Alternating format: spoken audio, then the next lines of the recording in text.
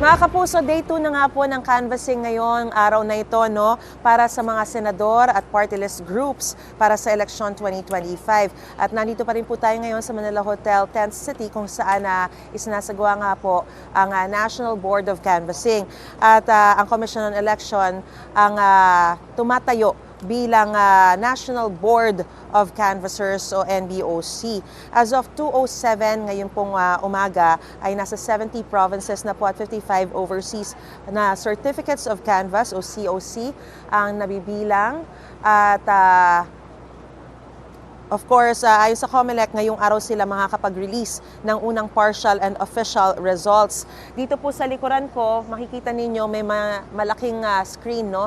Dito po makikita o yung monitoring ng transmission of certificates of canvass. So may mga codes po yan, may mga kulay po yan. Kapag green, ibig sabihin po niyan ay complete na yung transmission mula sa probinsyang yon o sa rehiyong yon.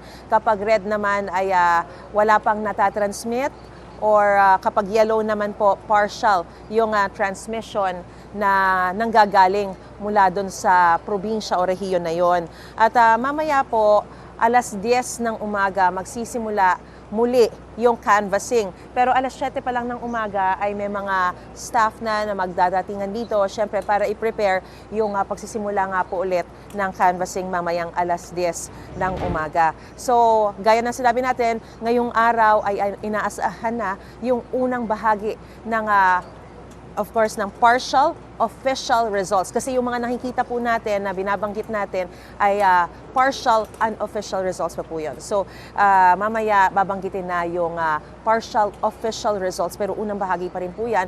At mamaya makakausap po natin ng live si COMELEC Chairman George Garcia para bigyan tayo ng mga karagdagang detalye sa isasagawa po nila o sa magpapatuloy ng canvassing dito sa National Board of Canvassers dito sa Manila Hotel, 10th City. So, balik muna sa studio.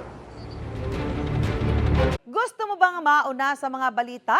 Mag-subscribe na sa GMA Integrated News sa YouTube at tumutok sa unang balita.